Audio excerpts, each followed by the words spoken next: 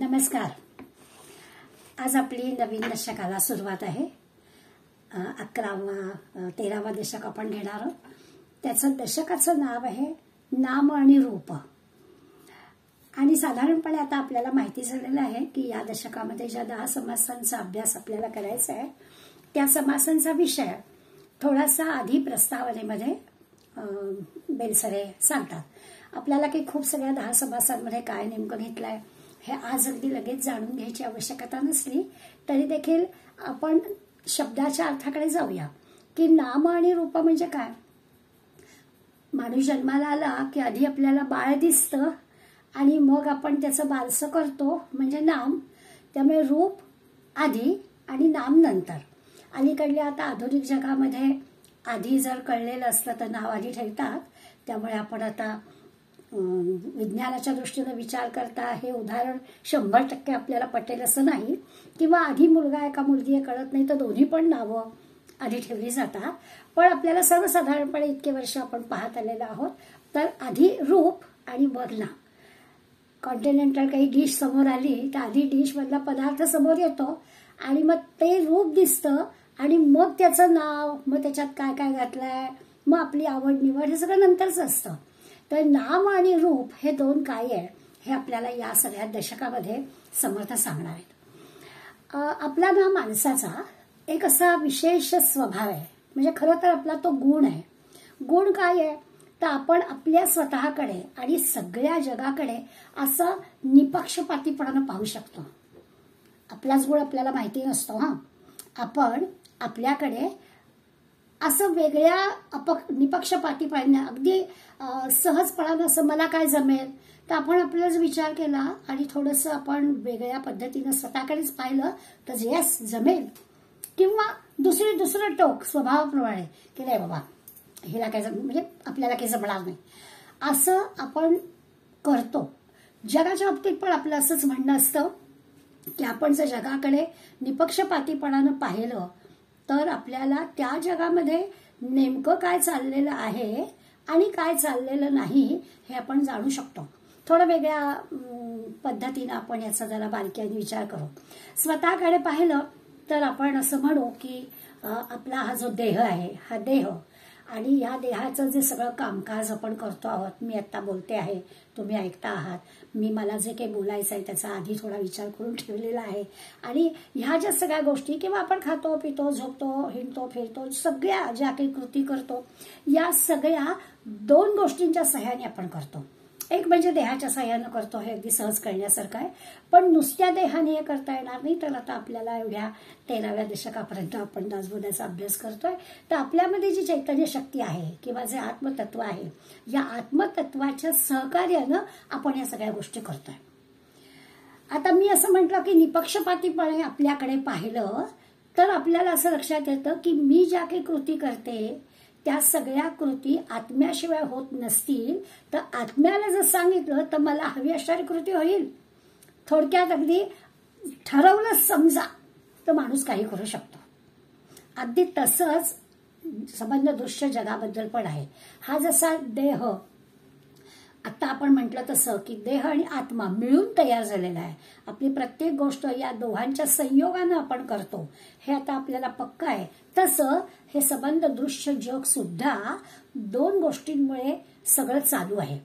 आता आपलं देह विचार केला तर पंचमहाभूत म्हणजे पृथ्वी आप तेज वायू आकाश आणि त्रिगुण यांनी हा देह तयार झालाय.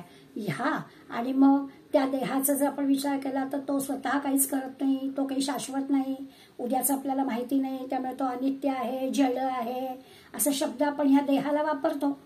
पण या देहाकडून या सगळ्या गोष्टी आपण करवून घेतो आणि ते करवून घेण्याची जी किमया आहे ती आपल्या चैतन्याजवळ म्हणजे आत्मतत्वाजवळ आहे. आणि ते आत्मतत्व आपलं सूक्ष्म आहे, नित्य आहे, शाश्वत आहे. वारंवार आपण आता सांगत आलो की समजा 70 वर्ष ह्या देहामध्ये हे आत्मतत्व आहे. यापूर्वी काही वेगवेगळ्या देहांमध्ये ते असेल, मला माहिती नाही आहे. कदाचित यानंतर पुढल्या अनेक जन्मामध्ये हेच आत्मतत्व वेगळं वेगळं रूप घेऊन येईल. आता आपल्याला नाम आणि रूपाचा विचार करायचा आहे तर रूप वेगळं असेल, आत्मतत्व एकच असेल. ज्या संबंध 10 समासामध्ये आपण जो विचार करणार आहोत तो याच्यावर करायचा आहे. या आत्मतत्वाबद्दल आपल्याला विचार करायचा आहे. त्या आत्म्याला आपल्याला समजून घ्यायचं आहे.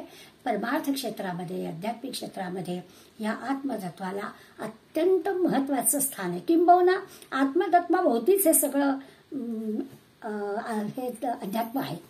नाहीतर अध्यात्मामध्ये दृश्य जग सगळं नाशिवंत आहे. ते दृश्य जग खरंच नाही आहे. आता जे दिसतं आहे आणि ते खरं नाही आहे असं आपल्याला पटवून घ्यायचं असतं वारंवार.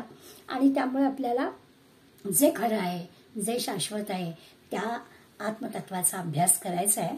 आणि त्याचा जर विचार करायचा झाला तर ह्या जसं चैतन्याचा विचार करतो तसं संबंध हे जग निर्माण केलेल्या परमात्म्याचा पण आपल्याला विचार करायचा आहे.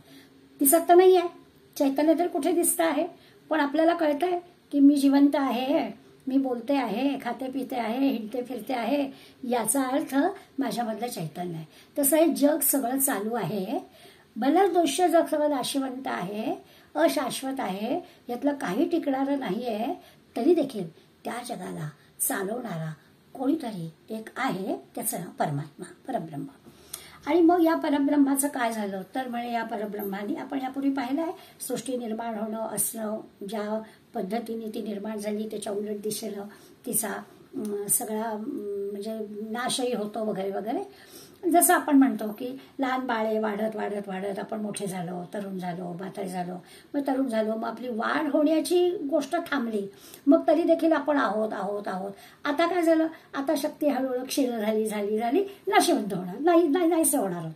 हे जसं व्यक्तीच्या किंवा पिंडाच्या बाबतीत आपल्याला सहज लक्षात येतं तसंच या सगळ्या दृश्य जगाच्या बाबतीत पण तसंच आहे.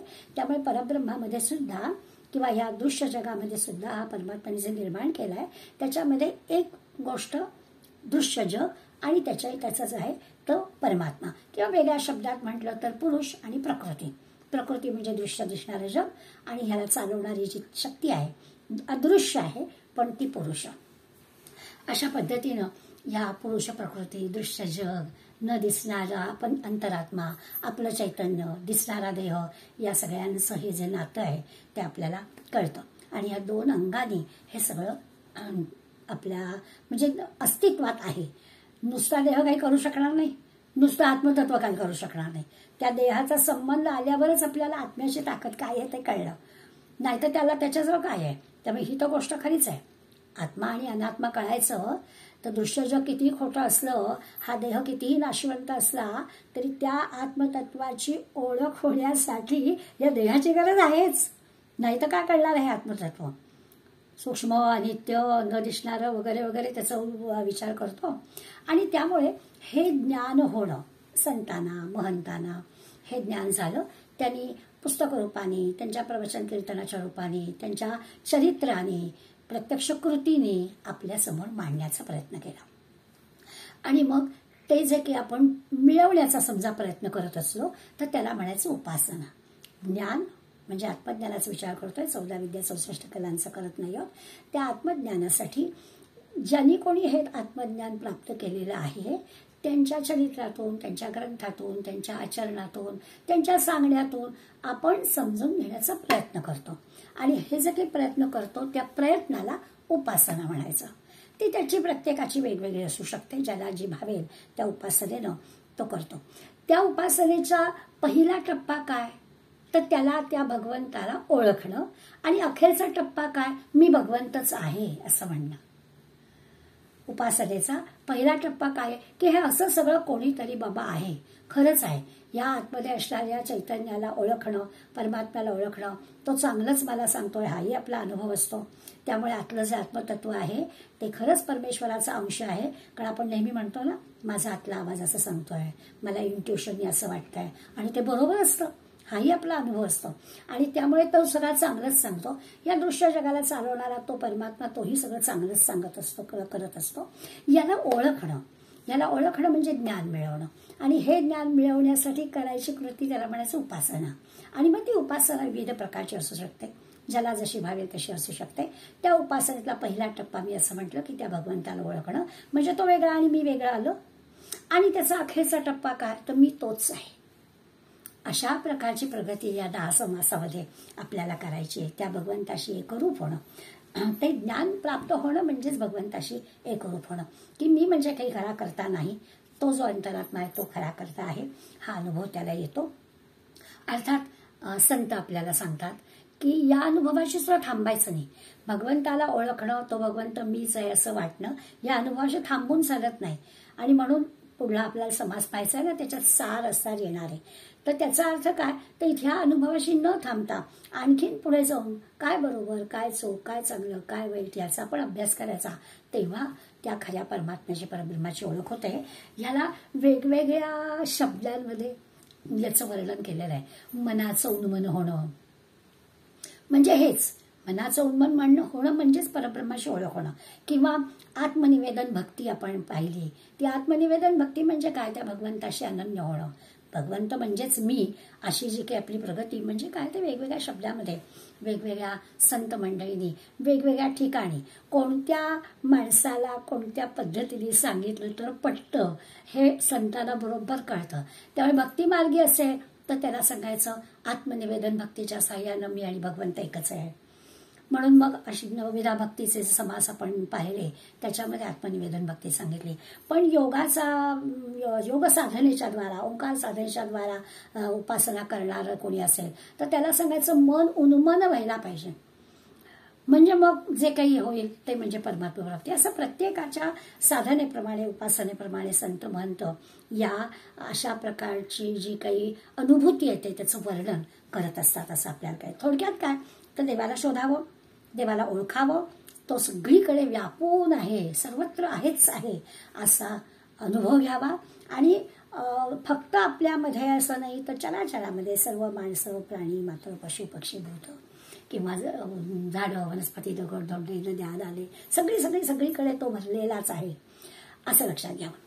यानंतर आणखीन एका पद्धतीनं विचार करायचा आहे आपल्याला. लगेच आजच नाही करायचा आहे, 10 समासात करायचा आहे, पण विषय सांगून ठेवते की या सगळ्यांमध्ये असणारं हे परमात्म तत्व आहे. असं आता आपण पाहिलं, प्रत्येकातल्या परमात्म तत्वाचं सामर्थ्य मात्र कमी जास्त आहे.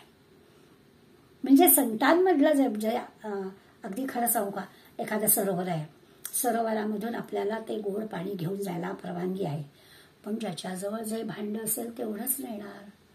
तर आमच्याजवळ आमच्या ज्ञानाचं भांडं किंवा आमची जर ही ओंजळ एवढीच असेल तर एवढंच पाणी आम्हाला मिळणार. विवेकानंदांची, ज्ञानेश्वर माऊलींची, समर्थांची, संत मंडळींची खूप मोठी ओंजळ आहे, त्यामुळे त्यांच्याजवळ ज्ञान अफाट आहे. तसं आहे की हे जे काही आहे त्या सगळ्यांमध्ये ईश्वर तत्व आहे, पण त्या ईश्वर तत्वाचं जे सामर्थ्य आहे किंवा त्या सामर्थ्याचं जे प्रकटीकरण आपल्याला दिसतं ते मात्र कमी जास्त आहे. आणि ते सगळं लक्षात घ्यावं. आता समर्थांचा ग्रंथ अभ्यासताना समर्थांच्या समोर सामान्यपणानं सतत एक विषय असतो की लोकसंग्रह करणारा नेता त्यांना तयार करायचा आहे. आणि त्यामुळे सगळ्या विषयांचा विचार करताना ते सांगतात की सामर्थ्य कमी जास्त असतं ना, माणसांमध्ये सुद्धा त्यांची जी काही कमी जास्त सामर्थ्य, कमी जास्त जाण म्हणूया असते, तर त्याप्रमाणे लोकसंग्रह करणाऱ्यांनी माणसं ओळखावी. कुठल्या माणसाला कसं जवळ करावं, कोणत्या कारणासाठी जवळ करावं, त्यातल्या कुठल्या गुणांचा उपयोग करून घ्यावा, कुठल्या त्याच्या चुकीच्या गोष्टींच्या मध्ये सुधारणा करावी, हे सगळं जाणकाराला कळतं. आणि लोकसंग्रह करणाऱ्यांनी हे सगळं करून घ्यावं. लहान मुलांना जसं आपण समजावतो ना, तसं सभोवतालच्या मंडळींमध्ये समजावून त्याला तयार करावं. कोणाला नेमकं काय आवडेल तसं सांगावं, त्याला महंत म्हणतात. त्यामुळे हा विषय सांगता सांगता समर्थ त्यांच्या महंतांनी काय करावं ते पण सांगणार आहेत. हा असा सगळा दशक आपल्याला अभ्यासायचा आहे. समास मात्र आजचा जो अभ्यासायचा आहे त्याचं नाव आत्मा अनात्म विवेक आहे. तसं म्हटलं तर शब्द काही आपल्याला नवीन नाही आहे. आत्मा अनात्मा शब्द आपल्याला कळतो आणि आता प्रस्तावना करताना आपल्याला आत्मा आणि अनात्मा समजला पण आहे. त्या आत्म्याला आपण नाकारू शकत नाही, फक्त आत्मा आपल्याला दिसत नाही, हा मोठा प्रश्न आहे आपला. सगळ्या शरीरधारी म्हणजे 84 लक्ष योनी असं जे पण म्हणतो, त्या 84 लक्ष योनीमध्ये देह आणि आत्मा हे दोघं जण आहेत. किंबहुना देह आणि आत्म्यांच्या संयोगानंच तो प्रत्येक जीव असतो असं आपल्याला दिसेल. आणि त्यातला फरक पण आपल्याला आता कळला. देह जो आहे तो जड आहे, तो दिसणारा आहे, दृश्य आहे आणि स्वाभाविकच कधी नाहीसं होईल, त्यामुळे अनित्य पण आहे. त्याच्या उलट त्याच्या संयोगात असणारा जो आत्मतत्व आहे ते मात्र अदृश्य आहे, आपल्याला दिसत नाही, पण ते शाश्वत आहे आणि सूक्ष्म आहे. आणि त्यामुळे या दोघांना आपल्याला ओळखायचं आहे. एकापासून दुसरं नाही हेही आपल्याला माहिती आहे. आत्म्यापासून देहाचा काहीच उपयोग नाही. डेड बॉडी, आत्मा नसेल तर देह म्हणजे डेड बॉडी, पण देह नसेल तर आत्म्याची ओळख पटवता येणार नाही. अशा दोन्ही दृष्टीनं या दोघांना फार मोठं महत्त्व आहे. सगळ्या देहाच्या ज्या क्रिया आहेत त्या आत्म्यामुळे होतात. आजचा जो सगळा समास आहे ना, तो सगळा समास याचसाठी आहे. सगळ्या क्रिया बघू एका पाठोपाठ एक समर्थ सांगतात. इतकी अफाट निरीक्षण शक्ती आहे की एखादा मुद्दा पटवून देण्यासाठी आपल्याला कसं सांगावं लागेल, तर आपण करत असलेली प्रत्येक कृती, ती सगळी कृती ह्या आत्म्याशिवाय होत नाही हे आपल्याला पटवून देण्यासाठी 30 ओव्या समर्थांनी खर्च केले. एका पाठोपाठ एक यादी दिलेली आहे. खरं तर नुसतीच यादी आहे, त्यामुळे एवढा सगळा एक अख्खा समास कशासाठी. नुसतं सांगायचं ना की शरीराकडून होणाऱ्या सगळ्या क्रिया आत्म्याशिवाय होत नाहीत, पण आपण मंडळी अशी होत ना की आपल्याला असं की एवढंसं सांगून पुरत नाही. पुन्हा पुन्हा पुन्हा पुन्हा वेगळ्या वेगळ्या उदाहरणांनी आपल्याला पटवून द्यावं लागतं. त्यामुळे जगात घडणाऱ्या सगळ्या घडामोडी किंवा देहात घडणाऱ्या सगळ्या घडामोडी मग आपल्याला सारखं पिंडी ते ब्रह्मांडी लावायचंच आहे. देहाच्या संदर्भात चटकन समजावं म्हणून पिंडाचं उदाहरण घ्यायचं की या देहाशी घडत असणाऱ्या सगळ्या घडामोडी या आत्म्याशिवाय होत नाहीत आणि स्वाभाविकच जगामध्ये घडणाऱ्या कुठल्याही गोष्टी त्या परमात्म्याशिवाय होत नाहीत. आणि हे जे सगळं आहे हे ज्ञानी पुरुष ओळखतात. ज्ञानी पुरुष म्हणजे संत, महंत ही मंडळी हे सगळं ओळखतात. आता ते आपल्याला ओळखायचं आहे. म्हणजे संत पदवीला जायचं असं नाही, पण निदान त्यांची उंची काय आहे ती आपल्याला कळेल. आणि ते आपल्याला अजून कळलेलं नाही एवढं तर आपल्याला लक्षात येईल की आपल्याला नेमकं जायचं आहे कुठे, ती जागा आपल्याला लक्षात येईल.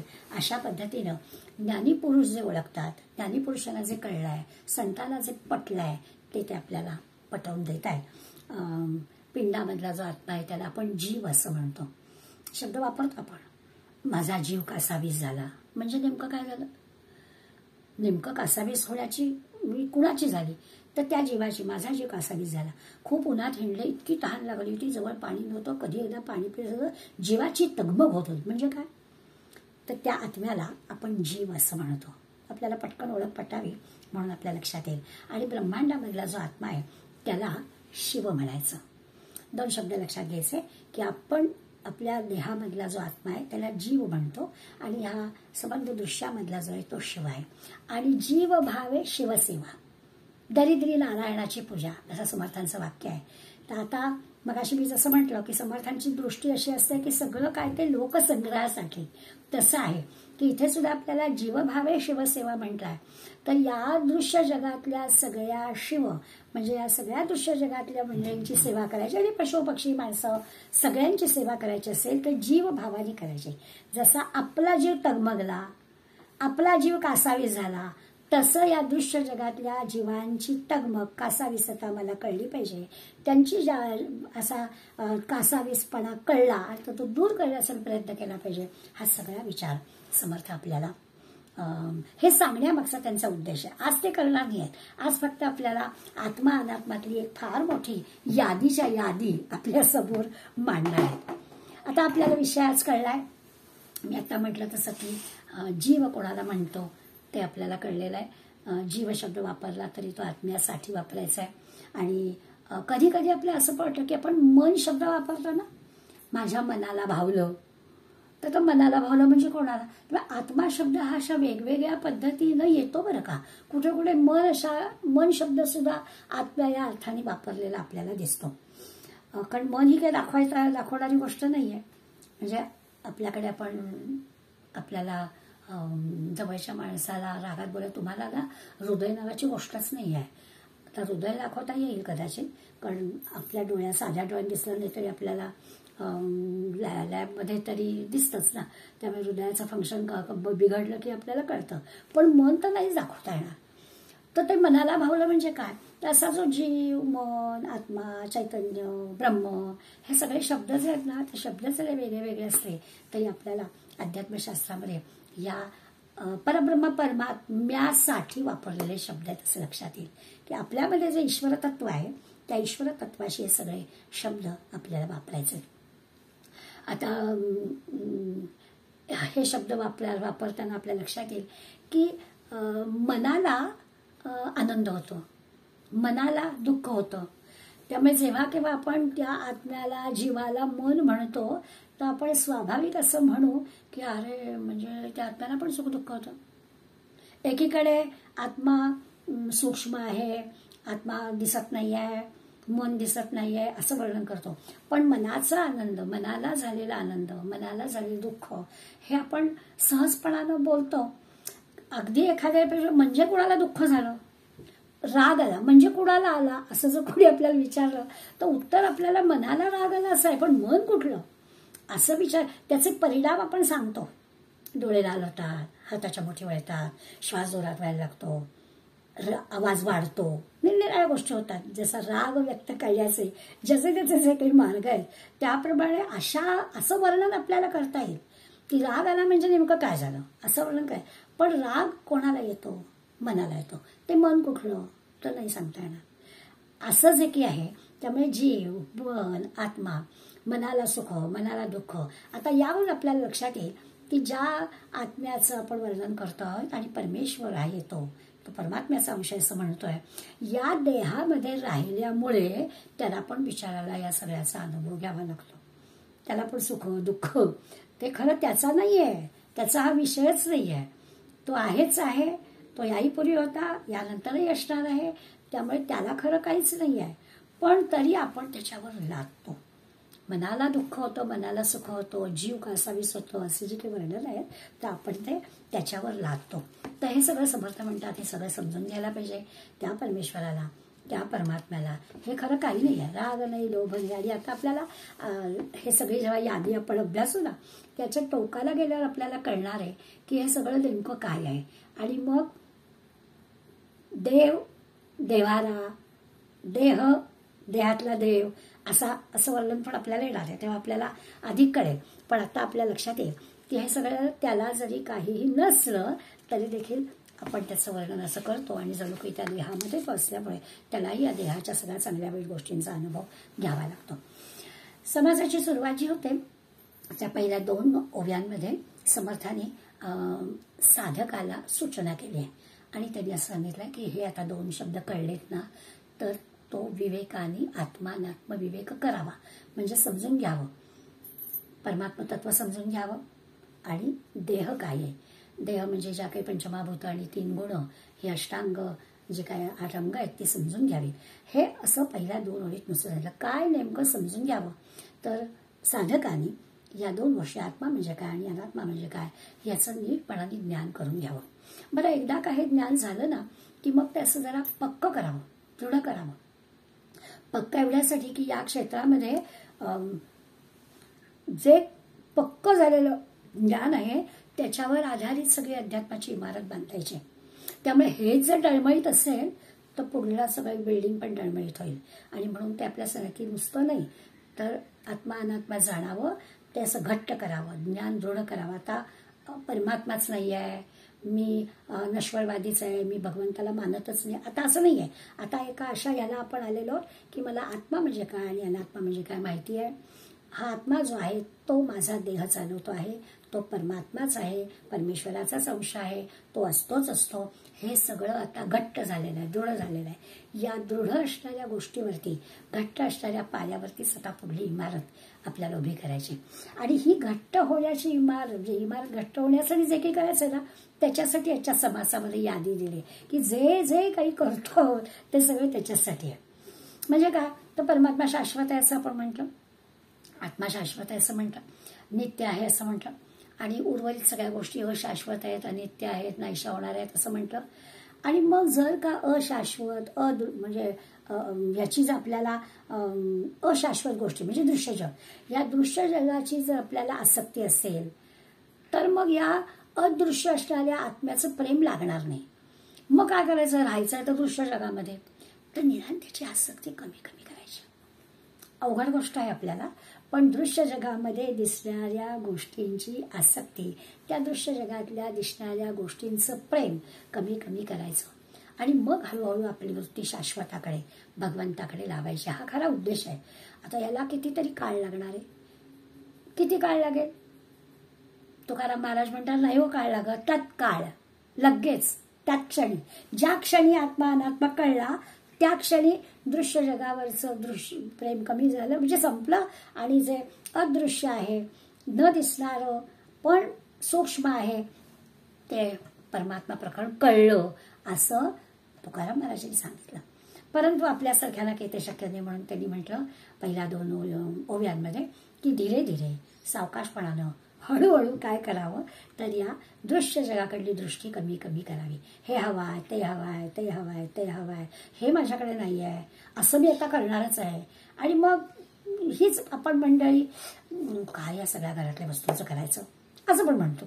त्यामुळे आता हे कळून चुकलंय, निदान आता याला आल्यावर तरी. त्यामुळे या दृश्य जगातलं प्रेम कमी करणं. आणखीन एका मुद्द्याकडे आपण जाणार आहोत याच समासामध्ये, की नुसतं दृश्य जगातल्या वस्तूंबद्दलच नाही, तर हळूहळू आपल्या भावनांबद्दल, विकारांबद्दल, माया, ममता, प्रेम, राग, लोभ सगळ्यांबद्दल आपल्याला विचार करायचा आहे.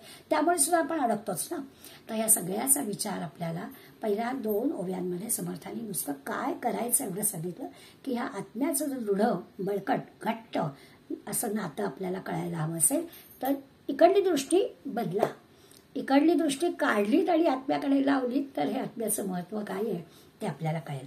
पुढल्या 3-4 ओळीपासून या सृष्टीमधले जे सजीव प्राणी आहेत, त्या सजीव प्राण्यांची यापूर्वी पण आपण नावं पाहिलेली आहेत. पुन्हा एकदा त्याने आपल्याला आठवण दिली की ज्याला 4 खाणी आपण म्हणतो. 4 खाणी म्हणजे काय, तर आपल्या सगळ्या या चेतना असणाऱ्या जीवांचे प्रकार 4 मध्ये होतात. एक अंडज, स्वेदज, जारज आणि उद्भिज.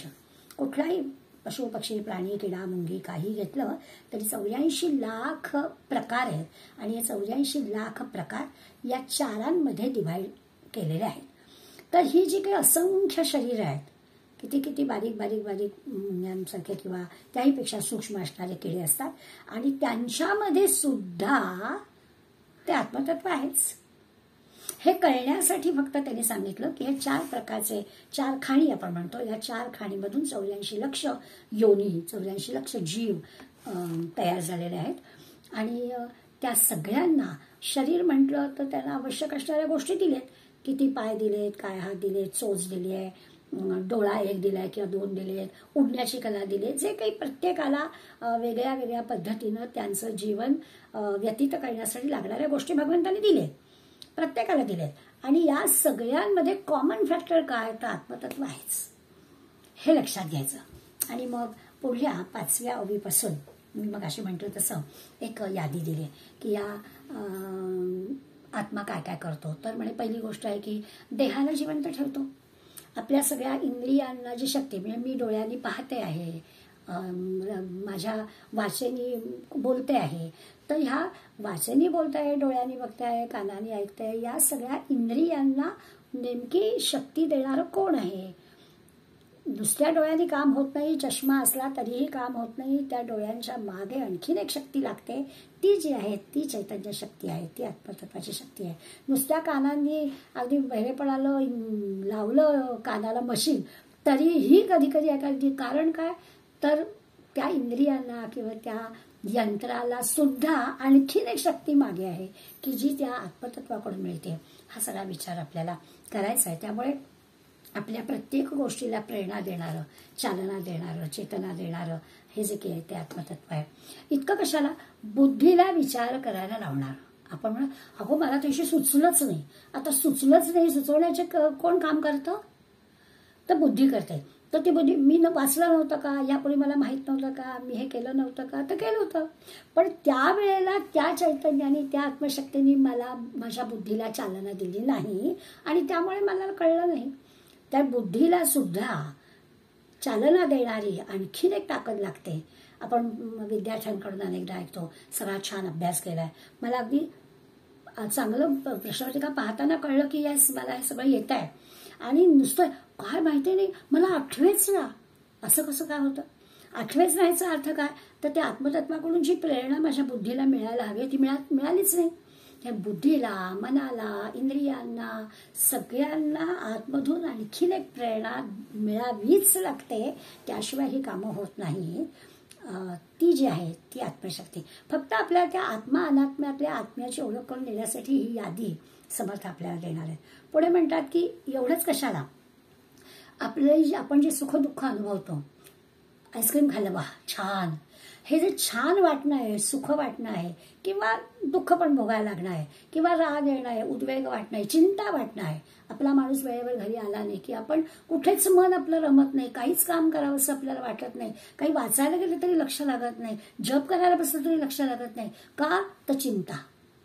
तर ह्या सगळ्या गोष्टीचे जे अनुभव आपण घेतो ते सुद्धा अनुभव कुठे असतात, तर ते आत्मतत्वाशीच जोडलेले असतात.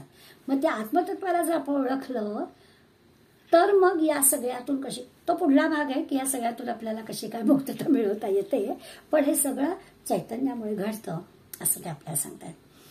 असा हा आत्मा देहामध्ये वास्तव्य करतो, जग पाहतो, सगळं ऐकतो. वरदानंद महाराजांचा एक प्रसिद्ध असणारा श्लोक आहे, डोळ्याने बघतो, ध्वनी परिसतो कानी, पदी चालतो, प्रत्येक अवयवाने काय काय काम करते, जिव्हेने रस चाखितो, मधुरही वाचे अभि बोलतो, छान गोड बोलतो, छान छान पदार्थ खातो, हाताने बहुसाल काम करतो, भरपूर वर्षोनिवर्ष कामं करतोच, वेगवेगळ्या प्रकारची सगळी इंद्रिय त्यांच्या त्यांच्या पद्धतीने कामं करतात, आणि विश्रांतीही घ्यावया, शेवटची ओळ महत्वाची, घेतो झोप सुखे, परी उठतो, ही ईश्वराची कृपा.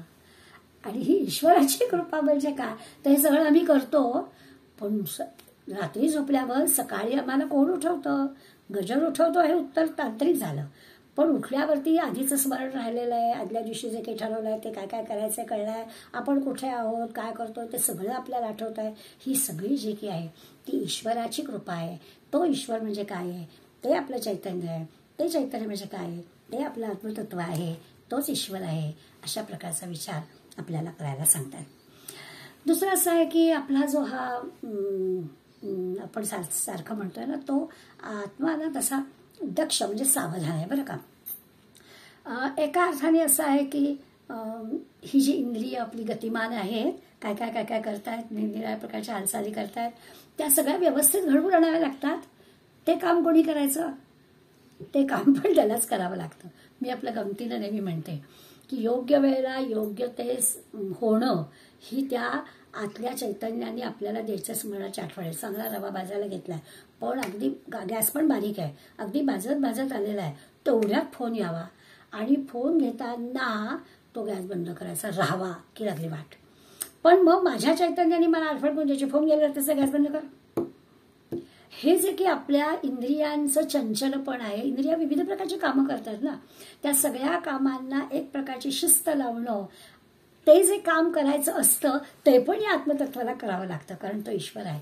तो बरोबर आपल्याला त्यावेळेला आठवण देतो की फोनच तिथे घेऊन एकीकडे हलव, नाही तर गॅस बंद कर आणि फोन घे.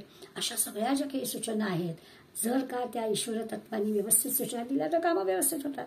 त्यामुळे सगळ्या इंद्रियांच्या या कार्याच्या मागे भगवंत कसा आहे ते आपल्याला समर्थ सांगतात. आता म्हटलं तसं की बारीक बारीक गोष्ट सुद्धा, म्हणजे पंचप्राण आपण वर्णन करतो, त्या पंचप्राणाची कामं आपल्याला माहिती आहे. त्या उपप्राण पण आहेत, त्या उपप्राण उचकी लागणं, किंवा पटकन ठेच लागली की सहजपणानं ऐग होणं, किंवा जांभई येणं, या सगळ्या गोष्टींच्या मागे सुद्धा हे आत्मतत्व आहे. खूप मोठी आधी समर्थाने आपल्याला त्याच्यामध्ये दिले. मी काही सगळ्या याची म्हणजे त्याची आवश्यकताच नाही आहे सांगण्याची, पण असं सगळं होतं. किंवा आपल्याला भूक लागणं, ही जी काही आपली एक मला आज खूप भूक लागली असं आपण म्हणतो, म्हणजे काय झालं नेमकं, एरवी सुद्धा कितीतरी वेळ असं होतं की 1-4-5 तास आपण काही कामामध्ये असतो, काही खाल्लं जात नाही, उपास असतो म्हणतो, काही खाल्लं जात नाही, बाहेर गेलो कुठे बाहेरचं आपल्याला आवडत नाही म्हणून खाल्लं जात नाही, पण असं नाही कधी होत. पण आपल्याला एखाद दिवशी सुटला आज खूपच भूक लागली बाबा, तर ही भूक लागण्याची जी काही भावना आहे ही सुद्धा आपल्याला भावना, किंवा तहान लागली, पाणी प्यावंसं वाटणं, हे सुद्धा आपल्याला ते जे ईश्वर तत्व आहे ते आपल्याला सूचना करत असतं आणि आपण त्याप्रमाणे करत असतो. इंद्रिय जी काही आपली कामं करतात, सगळ्या प्रकारची ती सगळी कामं त्याच्या मागे असणाऱ्या त्या ईश्वराच्या, त्या आत्म्याच्या, चैतन्याच्या मुळे होतात, असं आपण लक्षात घ्यायचं आहे. आणखी एका पद्धतीने आत्म्याचा विचार समर्थ करायला सांगणार आहेत की आपल्याला ना विविध माणसांबद्दल प्रेम वाटतं, आस्था वाटते, आपलेपणा वाटतो. काही माणसांबद्दल परकेपणा वाटतो, थोडंसं आपल्याला असं आपण म्हणतो की नाही गो अमक्या अमक्या माणसाशी जरा बोलायला भीतीच वाटते. अनुभवाने असेल, दुसऱ्याच्या अनुभवाने असेल, पण हे सगळं सुद्धा निर्माण करणं, एखाद्याबद्दल आपलेपणा वाटणं परदेशामध्ये असं खूपदा अनुभवायला मिळतं बरं का. काहीच ओळख पाळख काही नसते. आपण अंगणामध्ये फेऱ्या घालाव्यात, रस्त्यावरून कोणीतरी वॉक घेत जात असावं, त्यांनी हाय हॅलो करावं, नित्याने तीच वेळ तेच असेल तर छान स्माईल देऊन ओळख व्हावी. आता याच्यामध्ये आतल्या चैतन्यांनी परक्या एखाद्या रोज दिसणाऱ्या व्यक्तीबरोबर स्माईल देणं, गुड मॉर्निंग म्हणणं, ही आतनं आलेली ऑर्डर आहे. ती सुद्धा आपल्याला ते चैतन्य, ते ईश्वरच देतं. एखाद्याकडे आपण बघतच नाही, कारण काही असू देत, परंतु ही सगळी ऑर्डर जी आहे ती आपली आत्मा देतो. त्यातलं चैतन्य, ते ईश्वर जो आहे ते ईश्वर आपल्याला सांगतो कोणाशी काय कर, कोणाशी कसे संबंध ठेव, कोणाशी मैत्री कर. बरं, ह्याला कारणं असतात, हा भाग वेगळा आहे. कधी कधी कारणं असतात, अनुभव असतात, त्याच्यातून आपण तसं वागतो. कारणं नाही आहेत तेव्हा आपल्याला असं कोण सांगतं, ते आत्मतत्व सांगतं. काही वेळा एखाद्या पदार्थाची आपल्याला आसक्ती वाटते, समाजातल्या चांगल्या वाईट गोष्टी, चांगली वाईट ज्या गोष्टी असतात, म्हणजे चांगली वाईट जी कर्म असतात, त्या चांगल्या काम करण्याकडे प्रवृत्ती होते. कधी कधी असं खरं म्हणायला जड जात आहे, पण वाईट चुकीचं कर्म करण्याकडे सुद्धा प्रवृत्ती होते. अगदी तुमचं आमचं सोडून द्या, आपला असा दावा आहे की आपण गैर नाही कृत्य करत, पण एक समाजाचा म्हणून एक स्वभाव असतो. म्हणजे जसं मी नेहमी उदाहरण देते की खरा माझा काही संबंध नसेल, पण रेल्वे वरती काहीतरी गाड्या लेट होत आहे, काय होतं, आपल्या भारतामध्ये बऱ्याचदा अनुभव येतो आपल्याला, आणि लोक खूप रागावली आहेत, कारण लोकांना सगळीकडे त्यांच्या कार्यालयीन कामामध्ये उशीर होतोय, रजा लागतायत, पण अन्य काही गोष्टी आहेत, आणि मग उगाच दगडफेकीसारखी गोष्ट होते. 5-10-50 लोक वाईट कृत्य करतात, चांगला माणूस सुद्धा एखादी कृती करायला जातो हो, ते बघून. मुळात तो वाईट नसेल कदाचित माणूस, पण हे जेव्हा समाजात तो बघतो तेव्हा हे अशा प्रकारचं चुकीचं वाईट कर्म करण्याची सुद्धा प्रेरणा कुठून मिळते. तोच थांबवतो चुकीच्या गोष्टींपासून, तोच प्रवृत्त करतो चुकीची गोष्ट करायला. म्हणून त्याला ओळखायचं आणि चांगलंच कर्म होईल. दोन्हीसाठी बरं वाईट कर्म करण्याची प्रवृत्ती ही आत्मतत्व देतं. किंवा आपण म्हणतो ना, 2 माणसं समजा भांडत असली, दोन्ही माणसांच्या जवळ परमेश्वर आहे ना, मग त्यातल्या एखाद्या तरी परमेश्वराला असं वाटू नये की अरे याच्याशी नको भांडूया, पण तावातावानी. याचा अर्थ काय की भांडणाऱ्या दोन्ही माणसांमध्ये खरं म्हणजे तो आहे. दोन्ही ईश्वर तत्वच आहे ते. त्या ईश्वर तत्वाला असं का वाटावं, त्यामुळे देहात राहणारं, चांगलं वाईट करणारं, त्याला प्रेरणा देणारं ते आत्मतत्व ओळखायचं आहे. आणि मग त्यालाच आपण ईश्वर म्हणणार असलो तर ते चुकीचं नाहीच करणार. त्याच्याकडून प्रेरणा मिळते ही गोष्ट खरी आहे, पण त्यालाच आपण परमात्मा म्हणून ओळखला असो तर तो भांडणार नाही, तो चुकीचं वागणार नाही. याच्यासाठी आपल्याला खाणं पिणं हसणं रडणं सगळं सगळं तोच करतो. आणि प्रत्येक गोष्ट आपली जर का पॉझिटिव्ह व्हायला हवी असेल तर त्या परमात्म्याला ओळखणं. जेव्हा केव्हा अशा प्रकारचं उद्वेग, चिंता, दुःख, राग, क्लेश ह्या गोष्टी येतात, त्या वेळेला त्या परमात्म्याची आठवण करणं, आणि ईश्वर आहे ना तो, मग या गोष्टी येता कामा नये आणि बाजूला करता आल्या पाहिजे, याच्यासाठी त्या ईश्वराला ओळखायचं. खूप मोठी यादी समर्थ देतात. एखादं चांगलं पण कर्म, म्हणजे अगदीच काही राग आणि उद्वेग आणि याचा विचार नको करायला, एखादं सत्कर्म करायला सुद्धा प्रेरणा मिळते, त्यातूनच मिळते. होतं असं, आमच्याकडे मंदिरामध्ये लोक जातात, तर एक गृहस्थ नेहमी येतात आणि कित्येक महिने आम्ही आता पाहतो आहोत की त्यांचं कामच मुळी बाहेर लोकांनी टाकलेल्या चपला नीट लावणं सत्कर्म आहे. मला तर असं वाटतं की भगवंत आतमध्ये जे कोणी भक्त जाऊन त्याला नमस्कार करतात त्याच्यापेक्षा भगवंत ह्याला जास्त पावेल. तो जी कृती करतोय ते सत्कर्माची कृती आहे. हे असा ढीक म्हणजे ज्याला कोणाला खरंच घाई असेल ना तर त्याला आपली आपली चप्पल मिळणार सुद्धा नाही. त्या नीटपणानं एवढा मोठा रॅक ठेवलेले असतात, एवढी मोठी रचना केलेली असते, तर 1 सेकंड लागतो चप्पल काढून रॅकमध्ये ठेवायला, पण तेवढाही लोकांना वेळ नसतो. असं भराभरा काढतात आणि जातात रांगेत उभा राहायला. आणि ह्या माणसाला कदाचित तो माणूस एवढ्यात पण जात नसेल, कदाचित नमस्कार सुद्धा करत असेल की माहीत नाही, पण त्याच्याही पेक्षा म्हणजे भगवंत त्याच्यावर नक्कीच खुश होत असेल, कारण असं सत्कर्म करायला लावण्याची प्रेरणा त्याच्यामध्ये असणारं जे ईश्वर तत्व आहे ते त्याला देत आहे. याच्यातून एखादं आपण म्हणतो की एखादा भाग्यवान किंवा भाग्यहीन कसा म्हणतो, तो ह्याच्यातून म्हणतो की खरंच सत्कर्म करणारा जो असतो आपोआपच लोक त्याला ओळखतात आणि तो भाग्यवान ठरतो.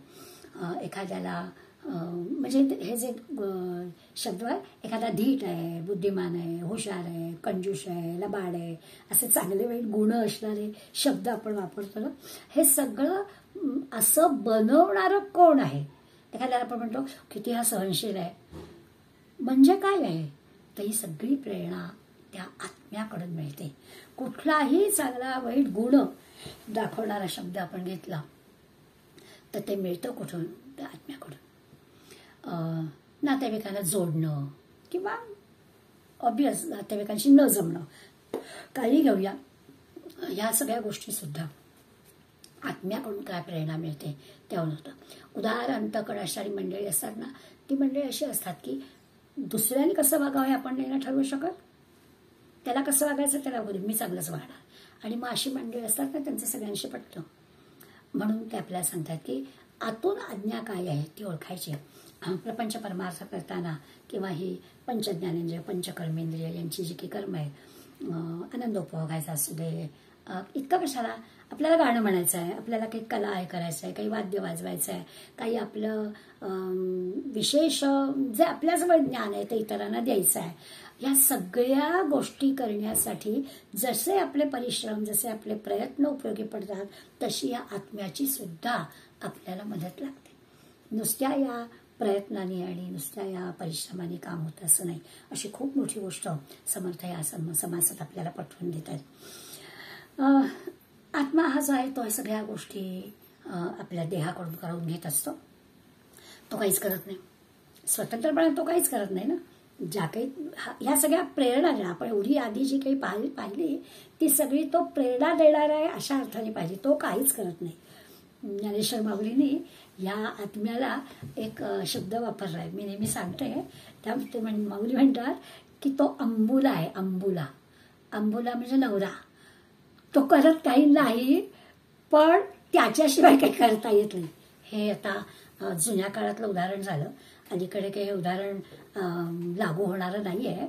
पण माऊलींच्या वेळेला हे उदाहरण बरोबर होतं की घरातली जी स्त्री आहे ती नवऱ्याशिवाय बिचारी काहीच करू शकत नव्हती.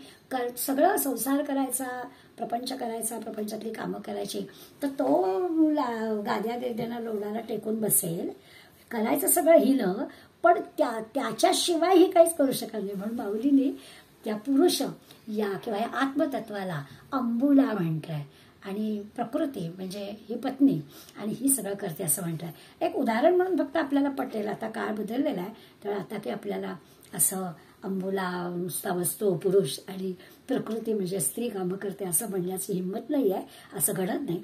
आता बरोबरीनं घराघरामध्ये सगळेजण कामं करताना आपल्याला दिसतात, पण माऊलींचं उदाहरण म्हणून फक्त आपण त्याकडे बघायचं.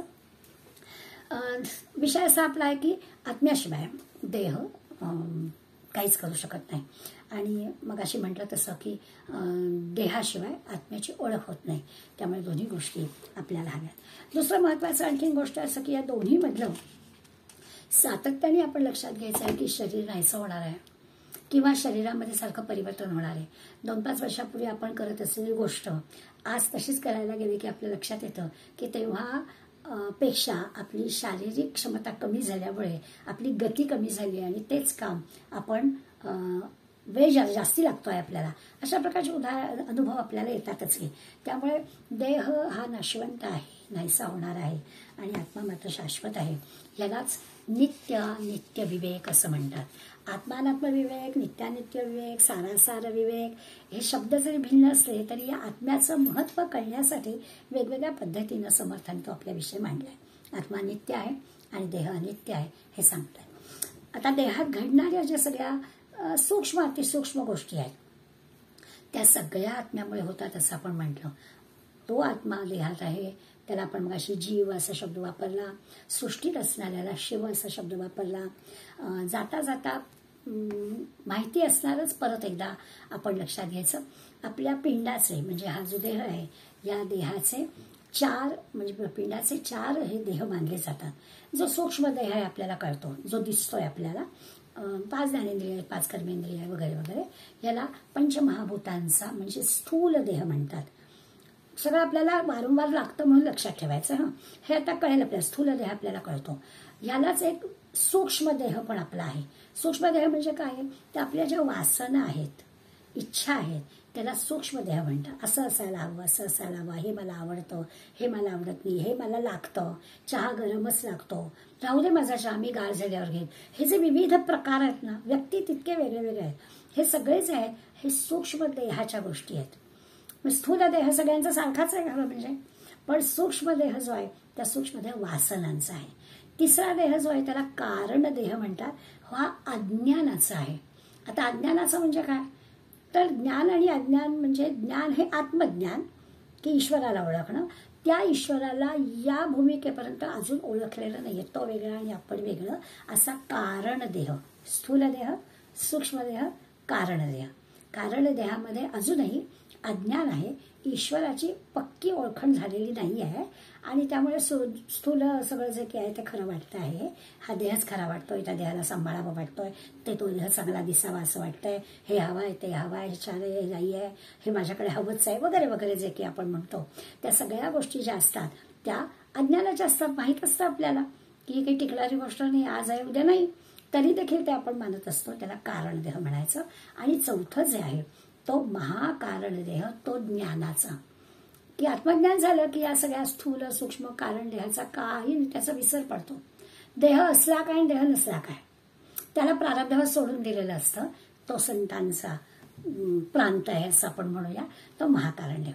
हा जसं पिंडाचे हे 4 भाग आपल्याला सहज कळले, स्थूल सूक्ष्म कारण आणि महाकारण, तसं या ब्रह्मांडाचे पण 4 आहेत. अर्थाचे हेच शब्द फक्त वेगळे. हे जे दृश्य जग आपल्याला सगळं दिसतं आहे त्या सगळ्या दृश्य जगाला, दृश्य विश्वाला विराट असा शब्द आहे. म्हणजे दृश्य देह आपण पहिला म्हटला ना पिंडाला, तर दृश्य देह म्हटलं. तसं या दृश्य जगामध्ये काय म्हणायचं? तो विराट. विराट शब्द आपल्याला काय की भव्य आहे ना, त्यामुळे विराटाला काय तर हे दृश्य विश्व. दुसरं जे आहे आपण सूक्ष्म देह म्हटलं, आपल्या पिंडाच्या ह्याच्या दृश्य देह सूक्ष्म देह म्हटलं. तसं या ब्रह्मांडाच्या या 4 देहामधला जो दुसरा देह आहे त्याला हिरण्यगर्भ असं नाव आहे. म्हणजे काय तर विश्वाचं मन. जसं आपण पिंडाच्या सूक्ष्म याला मन म्हटलं, वासनांचं असं म्हटलं ना की मनाच्या गोष्टी तयार होतात, तसं या दृश्य जगामध्ये सुद्धा एक विश्व मन असतं. त्या विश्वमनाला हिरण्यगर्भ असं नाव आहे. या ब्रह्मांडाचा दुसरा देह. तिसरा जो ब्रह्मांडाचा देह आहे त्याच्यामध्ये गुण आणि माया. आता गुण आणि माया म्हणजे काय तर या दृश्य जगामध्ये सगळ्या ज्या गोष्टी आहेत त्या गुणमायेतून आलेल्या आहेत. जसं आपण पिंडाला कारण देह असं म्हटलं आणि त्याला असं म्हटलं की अज्ञान आहे, जे शाश्वत नाही आहे माहिती आहे तरीही धरून बसलो आहे, तसं ही गुणमाया आहे. म्हणजे दृश्य जगामध्ये आपल्याला आकर्षित करणाऱ्या ज्या रोज वेगळ्या गोष्टी जगामध्ये येत असतात ती सगळी गुणमाया आहे. म्हणजे अज्ञानाचा जो देह आहे पिंडामध्ये तसा या ब्रह्मांडामधला अज्ञानाचा देह आहे हा गुणमाया. त्याला नाव आहे अव्याकृत. आणि चौथा तिकडे जसा संतांचा म्हटलं आपण महाकारण देह की ते ज्ञानाचा देह आहे, तो आत्मज्ञान प्राप्ती झालेली आहे, ईश्वर सगळ्यांकडे आहे आणि मी ईश्वरच आहे. त्यामुळे या देहाचा पूर्णपणाने स्थूल सूक्ष्म कारण देहाचा विसर पडलेला आहे. प्रारब्धाने हा देह आहे टाकला जाईल आणि परमात्मा स्वरूप होईल.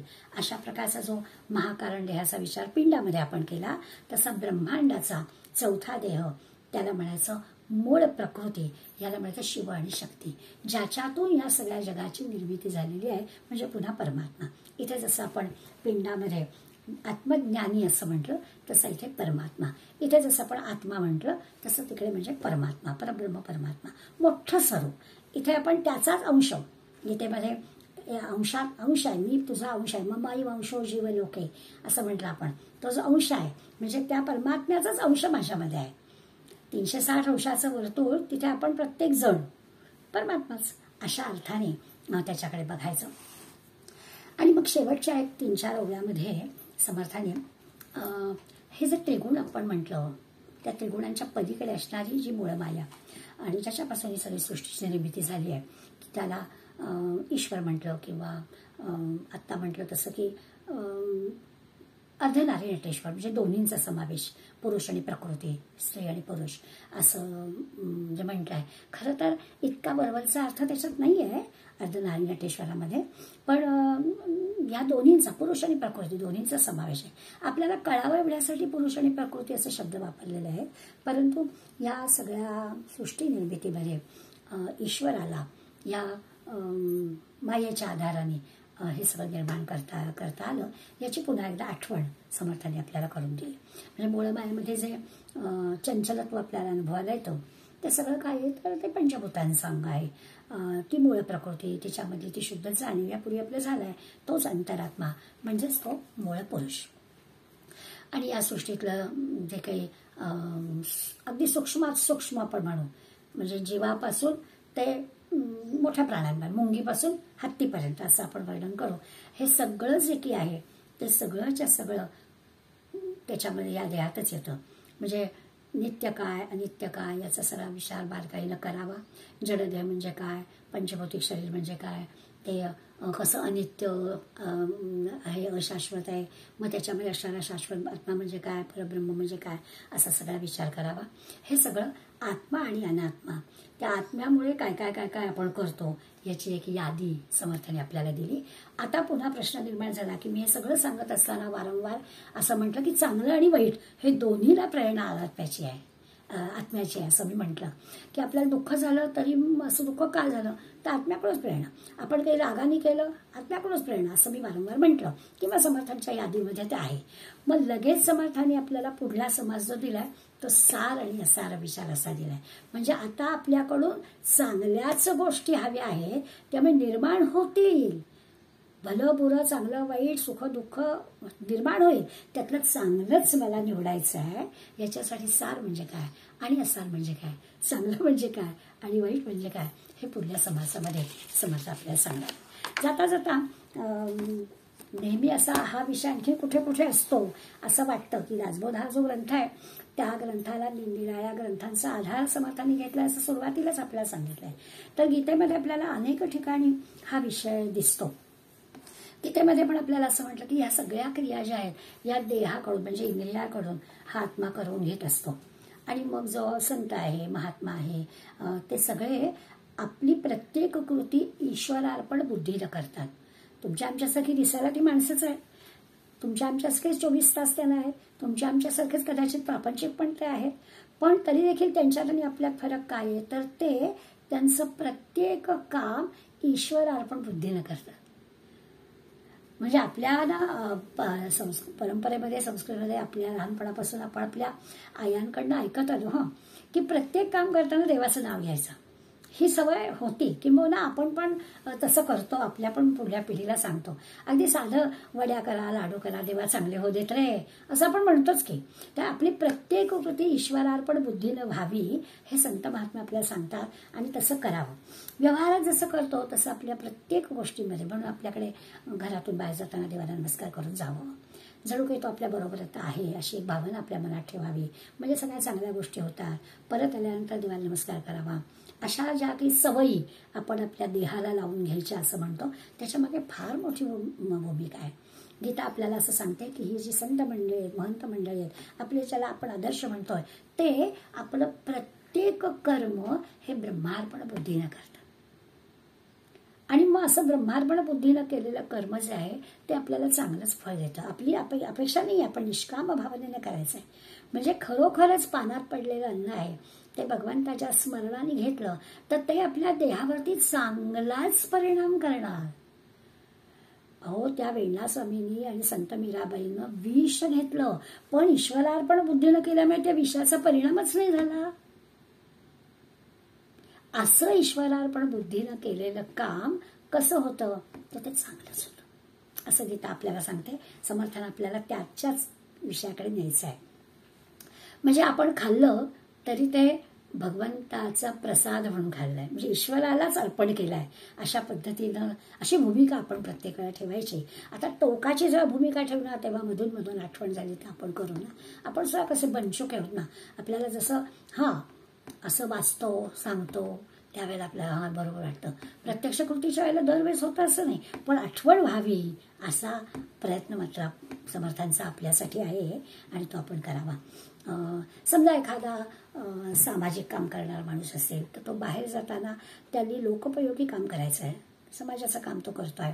आता हे जर त्याच्या मनात असेल तर त्याची सगळं काम किंवा त्याची जी दृष्टी आहे ती याच पद्धतीने असेल, त्याचे विचार जे असतील ते ईश्वरार्पण बुद्धीनं. त्याला काही नको समाजाचं तो काम करताना आपला उद्या फोटो पेपरमध्ये आला पाहिजे, तो अगदी पहिल्या पानावर आला पाहिजे, मध्येच आपण असलं पाहिजे, असली काहीच त्याची कामना नाही आहे. खरा जो समाजाचं काम करणार आहे त्याची काही अशी अपेक्षा नसते. असं ईश्वरार्पण बुद्धीनं काम करावं. नाही तर समाजाचं काम करणारे लोक असतात पण त्यांची अपेक्षा सगळी ही असते. म्हणजे राजकारणात जे आपण बघतो ते वेगळं बघतो, त्यांची प्रसिद्धी हा त्यांचा विषय असतो, पण खरं समाजाचं काम करणं असं ईश्वरार्पण बुद्धीनं काम करणं समर्थांना अभिप्रेत आहे.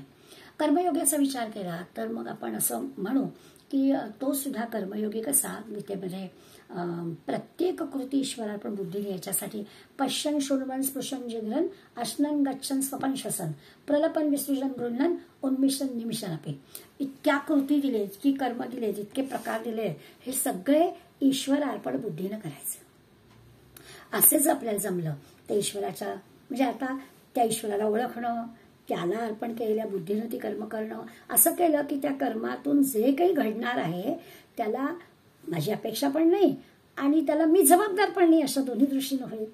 कर्म करणं एवढंच माझ्या हातात आहे अशा पद्धतीनं ईश्वरार्पण बुद्धीनं कर्म करायचं. म्हणजे काय तर चोख अगदी प्रयत्नांची पराकाष्ठा करून ती कर्म करायची, पण त्याच्यानंतर आपण तिथे नाही, अशा पद्धतीनं ती कर्म करायची. याच्यासाठी जे काही ते ओळखणं आहे ना, एका उपनिषदामध्ये कथा सांगतात गुरु शिष्याची की तो शिष्य सद्गुरूंकडे हे आत्मज्ञान मागायला येतो. तर सद्गुरू त्याला म्हणतात की असं कर, एकटा ये. तो मनात म्हणतो मी एकटाच तर आलो आहे, पण आता असं सद्गुरूंपुढे कसं म्हणणार, तर उद्या ये आणि एकटा ये बरं का. जातो विचार करतो दिवसभर की अरे मी एकटाच गेलो होतो, तर यांना कसं सांगणार की मी एकटाच आहे. दुसऱ्या दिवशी परत जातो आणि मग थोडीशी 24 तासामध्ये तयारी पण केलेली असते मनाशी. परत सद्गुरूंकडे नमस्कार करतो आणि मग आपल्याला आत्मज्ञानाची इच्छा आहे, तुम्ही मला ते आत्मज्ञान म्हणजे काय ते सांगा असं म्हणतो. त्यावर पुन्हा सद्गुरू त्याला दुसऱ्या दिवशी असंच सांगतात, तुला मी काय सांगते, एकटा ये बरं. आता मात्र त्याला राहत नाही की हे काय, कोणी नाही आहे माझ्याबरोबर, मी एकटाच आलो आहे. पण मग क्षणभर त्याच्या मनात येतं की कदाचित असं असेल की एकटा ये म्हणजे मी काही बरोबर सुधारायचं नाही, असं पण काही असेल. नाही व्यावहारिक दृष्टीने जसं आपण विचार करतो तसा त्यांनी केला. 2, 4, 5 दिवस त्याच्यातच गेले आणि मग त्याला एकदम लक्षात आलं की माझ्या मनामध्ये असणाऱ्या ज्या सगळ्या गोष्टी आहेत, जे षड्रिपू आहेत, त्या सगळ्या गोष्टी बाहेर ठेव आणि शुद्ध स्वच्छ मोकळ्या अंतःकरणाने ये, असं सद्गुरूंना सांगायचं आहे. आणि तसं आलं असतं जे काही मी तुला सांगणार ते तुला काय. आता असं आपलं मन इतकं असं शुद्ध स्वच्छ निर्मळ रिकामं असं असणं, तेव्हा त्या ईश्वराला इथे राहावंसं वाटणार आहे आणि मग ते जो सांगणार आहे ते सगळं आपल्याला चांगलंच सांगणार आहे, असा त्याचा अर्थ तुकाराम महाराजांचा अभंग आहे. काम क्रोध रीते केले घर, हे घर आहे आणि तुकाराम महाराजांनी मी काम क्रोध रीत पूर्ण रिकामं केलंय. असं म्हणजे देहाला महत्व नाहीये, त्या भावाला महत्व आहे. असं नाही कोणी तो काय छान असायला पाहिजे, तरुण असायला पाहिजे, त्याचा काही संबंध नाही आहे. कसाही असून दे, वेळा वाकडा काळा काही असून दे, आतला भाव कसा आहे, काम क्रोध रीता असा जर असेल तर भगवंत आपल्याला सगळं द्यायला तयार आहे. त्याला जागा हवी आहे, तुम्ही तुझ्या अंतर्गत जागा कुठे मला राहायला, असं त्यांनी करायला सांगितलं. त्यामुळे त्या चैतन्याला महत्व आहे, देहाला महत्व नाही. त्या अस्तित्वाला जर महत्व द्यायचं असेल तर कामक्रोधाला बाहेर काढलं पाहिजे. नामदेवाचा अभंग आहे, देह देवारा हृदय संपुष्ट मध्ये कृष्णमूर्त बैसविली. अशी भगवंताची मूर्ती हृदयामध्ये ठेवायची आणि मग देह संपणारा आहे माहितीच आहे, तो मात्र आत्मा टिकणार आहे. त्या आत्म्याला ओळखायला समर्थाने आपल्याला सुरुवात केली आहे.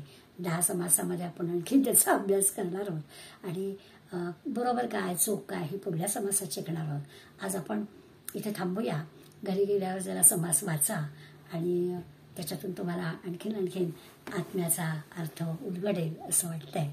धन्यवाद.